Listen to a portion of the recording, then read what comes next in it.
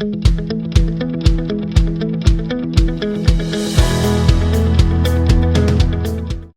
hey there, gang. It's Jim. And Christy. Jacobus with Your Marriage Matters podcast number 133. And gang, it is the beginning of February. Mm-hmm. And babe, February is a really important month for us. Yes, it is. This month we will celebrate 35 years of marriage. All started on Valentine's Day in 1987. And I always tell people Valentine's Day is a great day to get married on. It's a tough day to have an anniversary on because everybody else is out celebrating. So, so February is a great month for us. Yeah, married on a hot air balloon on Valentine's Day almost 35 years ago. Mm-hmm. And yes, for those of you who are thinking how young she looks and everything, I married her when she was only 8 years old. So it was against the law, but in Louisiana, nobody cared. But no, gang, it is an exciting month. We got a lot of things going on. We wrapped up last month with a great interview with Katie Grace Bird and Trevor Bird. If you didn't catch that, for heaven's sake, go back and check it out. Really good stuff with them. That was so much fun.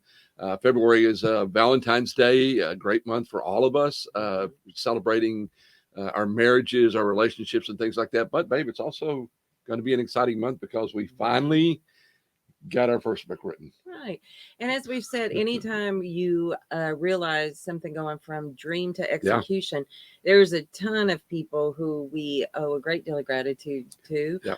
Couples that have been with us along the way as mentors, as peers, and also those couples we were privileged to work with as they struggled with having the best relationship possible. So it's the culmination of a dream. And I also oftentimes tell people marriage is 100-100. Divorce is 50-50, but marriage, you have to give 100%. And with regards to the book, I'd be remiss if I didn't say the lion's share of the load fell on you. So I appreciate all you did to make this come true. I appreciate that. We've both been working on it and would have loved to have had this done a long time ago, but we believe God's timing is always perfect. The book is actually kind of what spurred us to get the podcast started again, along with a lot of other things. Just feeling like we needed to be doing more while we're traveling and working all over the country and everything. And so we wanted to finish the book and restart the podcast. Very excited about that. But the book title is Your Marriage Matters, 52 Great Conversations to Build a More Vibrant, Healthy Marriage. And it is organized into 10 different chapters with 10 different subject matters. As a matter of fact, we created a sample chapter, all right, that you can download if you go to yourmarriagematters.com/133, where this particular podcast is going to reside on our website. You can download the sample chapter. Quick little note here, the final book product will not look like this. This was a bunch of graphics we did to make the downloadable chapter a little prettier than perhaps the book is, but the book will come out on Valentine's Day. And we'll be organized, like we said, into 10 chapters with 5 different conversations.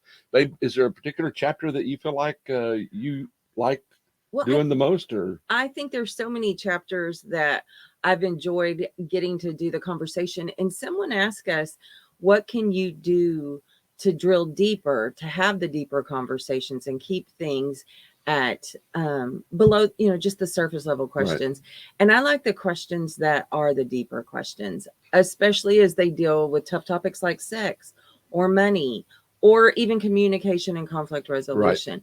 Right. There are 2 main questions too. That's how it comes to be 52.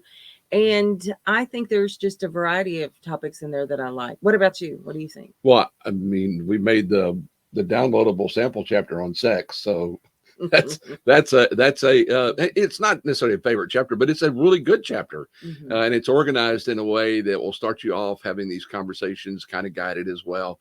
We have chapters on family of origin, parenting. You know what one of my favorite chapters was? It was a chapter for fun. Yes. We spend a lot of time on the road, and when we're traveling, we ask ourselves these fun questions like, what's the favorite movie of all time? What's a movie you've seen more than 10 times and things like that. And so I kind of enjoyed putting that chapter together, knowing that we're going to guide some couples in walking down kind of a memory lane sort of a deal. Favorite, concerts you've been to. What would be your favorite concert? Oh, I would think Garth Brooks. Garth Brooks. Oh, yeah. I think Okay. Garth Brooks. Yeah. AC/DC. No, I thought that would be tops for you, but and sometimes one of the things that I hope it will remind couples is of the importance of investing in your relationship. I was just reading something that said one of the things that you can do is to remember to do the things that caused you to fall in love in the first place. Absolutely. Stay attuned to your partner, show appreciation for your partner, having conversations and working on communication. So that's my big hope for this book too, is that people will re-engage in their relationship, use this as a catalyst to invest time, money, resources into making this relationship a priority. Right. So that's my hope for it. Yeah, same here. And again, just believing that getting couples talking, getting that conversation started, teaching some conversation, communication skills and things like that is going to make everything better. We used that quote yesterday, without communication, communication is like air to a marriage. Without it, the marriage dies. And so we're really excited about that. Well, this week, we're actually, babe, of all the content we've taught through the years, I mean, I've got tons and tons of things that are my favorite. Fight Naked is always one of my favorite ones as well. Do you see a theme going here, gang? Gym with sex, Fight Naked and everything. But one of the things that I really have enjoyed teaching that we got from Matt and Julie Barnhill was relational needs, come from the guys with Intimate Life out of Austin, Texas. And we actually, in this particular chapter, we put together a series of questions around relational needs, because the statement that we've taught many, many times is a woman needs to feel loved to make love, and a man needs to make love to feel loved. And so what makes somebody feel loved? Well, the relational needs content that we have gone through a number of times in different workshops, I think is a great eye opener for couples who don't really know necessarily even what makes themselves feel loved. And so this is an assessment that you're going to take, and you can go to the podcast website, yourmarriagematters.com/133, and we will have the downloadable sample chapter for you. We're going to have the relational needs survey that you can download. It's really simple to take that, but we'll actually have a video there that will guide you through how to take the survey and what to do with that information. One of the things you're going to find out is what are the top 3 things that make you feel loved. All right. And so what are the 3 that you have? Mine are, and probably this one is no surprise to you, and it wasn't to myself, is appreciation. Right. I do feel like I have a deep need for being recognized for doing things and being shown appreciation. I was the daughter of somebody who was made to write thank you notes for everything. So to show appreciation and gratitude, I think, is very important to me. Another thing that I thought was unusual that I didn't expect was approval, because I didn't see in the questioning that approval would be as high.